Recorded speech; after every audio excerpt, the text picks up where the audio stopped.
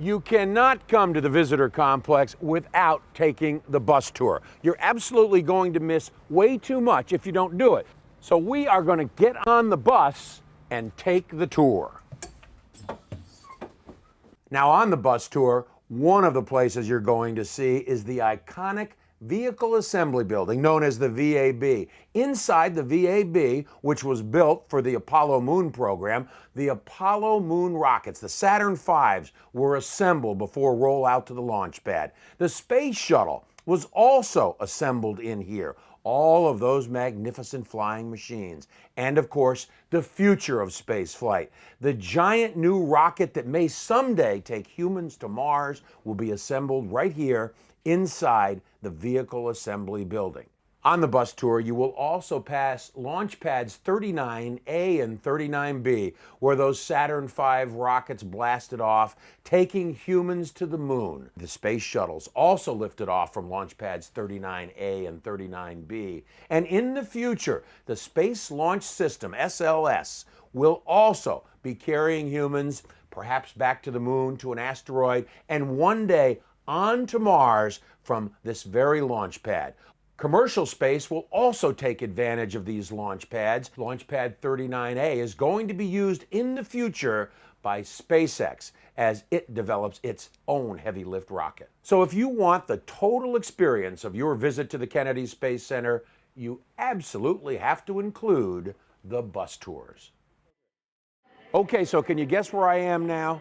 That's right, this is the Apollo Saturn V Center, and behind me here, these are the real consoles in the firing room, in launch control, and here they will take you through the countdown and the launch of Apollo 8 that went to the moon but didn't land. And now we're going to go out these doors, and you'll never guess what you're going to see over here. So now this is the centerpiece of the Apollo Saturn V Center. What's he talking about? Look up. Those are the F1 engines that powered the Saturn V moon rockets that took a dozen men to land on the moon.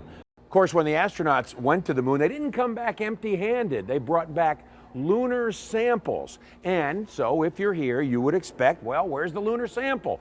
So here is a real moon rock sample that you can touch. And this sample here was collected by astronaut Harrison Jack Schmitt right near the landing site of Apollo 17, which was the last of the moon missions. So we're inside the Apollo Treasures Gallery, and this, my friends, is a real Apollo treasure. It's the Apollo 14 command module. It was commanded by Alan Shepard and his crew, Stuart Roosa and Edgar Mitchell, on their trip to the moon. So it does look a little bit beat up, but what do you expect? It went to the moon and came back.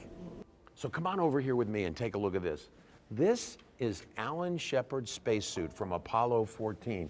If you look closely, you can see the moon dust still covering Shepard's suit.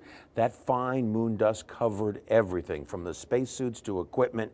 It scratched lenses and it corroded soft seals and joints. At the Lunar Theater, you can find out about those harrowing minutes. Apollo 11 descending down to the surface of the moon. Buzz Aldrin, Neil Armstrong, trying to find a landing site. The one they were supposed to go to, too rocky. So Neil Armstrong is maneuvering his lander to a better spot. All the while, Buzz Aldrin is watching the instrument gauges as the fuel goes down to next to nothing.